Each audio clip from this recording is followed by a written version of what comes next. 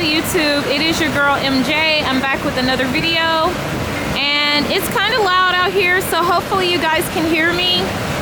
Today I want to talk to you guys about narcissists in the church. Now, I haven't talked very much about narcissism and narcissists in families or churches or places of business, employment, because I've been specifically focusing on videos about narcissists in relationships. But today I just want to get into narcissists in the church. And I think this is important because a lot of people have suffered a lot of hurt from the churches. Now, one thing I want to say is I am not a hater of the church. I respect churches.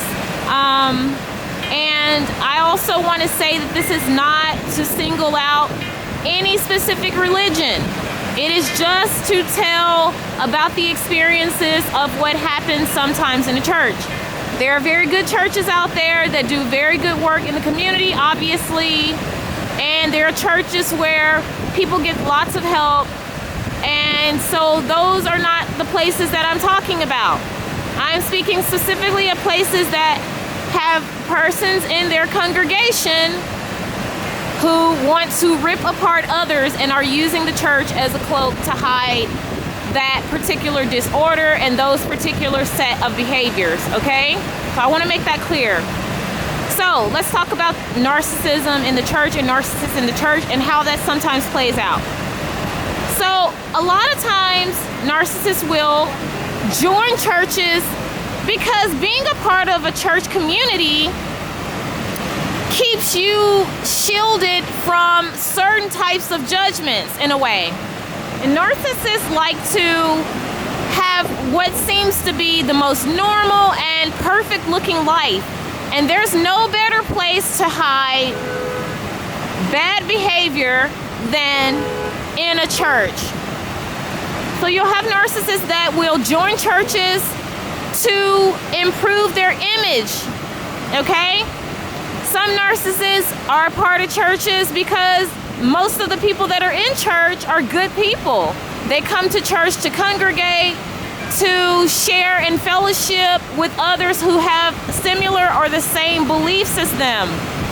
And these are usually highly moral, highly empathetic, loving, caring people who, above all things, love God. And so they follow the rules of God, of the Bible. They follow moralistic codes. So this is a perfect place for a narcissist to hide, guys. They can hide in plain sight in churches. So that's why I want to talk about this. And so some of the things some of you guys have talked about experiencing, I can go through a long list, but I just want to talk about some specific types of narcissists, okay? I like to call this particular narcissist Sister Soldier. This is that woman in the church who's been in the church for a number of years. She is well known. She's on every committee that the church has. She's in the choir. She's a part of the women's allegiance or whatever else other kind of group you can name that the church has. She's often a part of it. She's often in high positions in these places. But she's also a woman who smiles in your face, but she is cutting you down behind your back. She will humiliate newcomers to the church. She will not allow women, men and women, but mostly she bullies women. She will not allow women who have tried to change their lives and do better to come into the church and be at peace. She will try to find out everything she can about your past, and she will constantly hold that against you.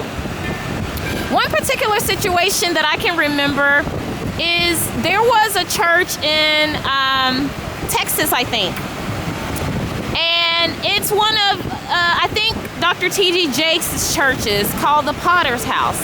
So there was a young woman, and her mother had made a YouTube video talking about how her daughter had been in the streets, she had been on drugs, and she was just headed for a horrible, horrible road, like down a horrible road, headed for a bad life. And this girl had changed her life, got into church, and was being bullied by a sister soldier in the church. So much so, guys, that She was eventually triangulated in a situation and was body slammed by a security officer in the church because this woman had done so much damage to this girl within the church. And this is somebody who is trying to change their lives. So please don't be deceived. Don't think because you're in a church and you become a part of a church family that narcissists cannot reach you. They are there, guys. Please be on guard and please be watchful and put your boundaries up. Have your boundaries prepared for someone who is ready to take advantage of you. Okay?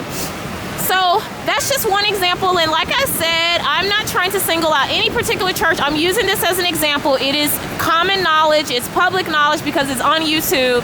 So it's not like it's a secret. I'm putting it out there as an example of how you can really get caught up. And this girl was not only emotionally hurt, but she was physically hurt. So please be careful in churches, guys.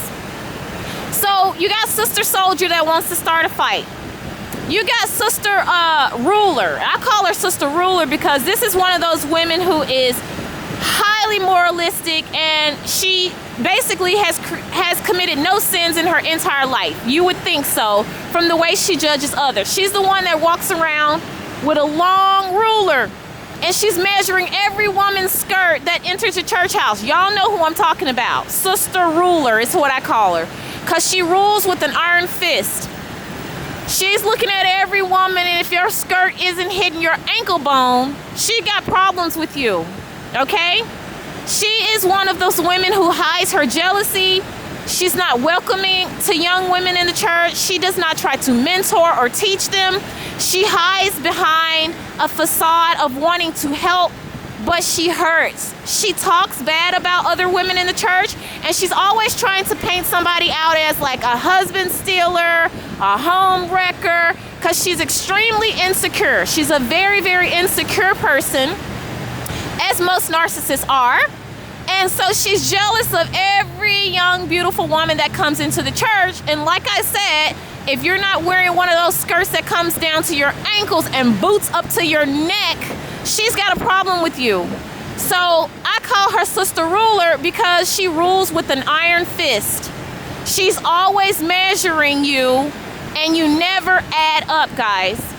This is the kind of woman who, the moment you enter the church, you start feeling like you've come to the wrong place. She makes you feel like you committed 1,000 sins, like you killed 3 people, just by the look she gives you. She's suspicious of everybody in the church. She is usually the right-hand woman to the pastor, but she's the biggest gossiper there is known to man. She knows about everybody's life, and she spreads rumors about people to try to triangulate you and to try to alienate you and get you bullied out of the church. Sister Ruler is straight up a covert narcissist, okay? She greets you with a smile, but it is all malicious. She is as fake as they come, guys. Ladies, you know who I'm talking about. You know exactly who I'm talking about. I'm sure you've run into her in church. She sits in the front row, and you're moving closer and closer to the back because your skirts are not dragging the floor. And she's using that ruler every time she comes in to measure you, okay? The next narcissist that hides in the church, and this is going to offend a lot of people, but I'm putting it out there, is the pastor, who's the ultimate narcissist, okay? He is the one who believes that if you are not a part of his church, you're doomed. If you are not a part of his religion, you're doomed. You're not going to make it. He has essentially put himself in the place of the Savior, in the place of God, and he's already determined that you cannot have salvation. Okay? This is the pastor that when you walk up to the front, he's going to bless you. He's going to, pray over you, and he's using his whole fist to try to pushing it against your forehead, trying to make you fall back.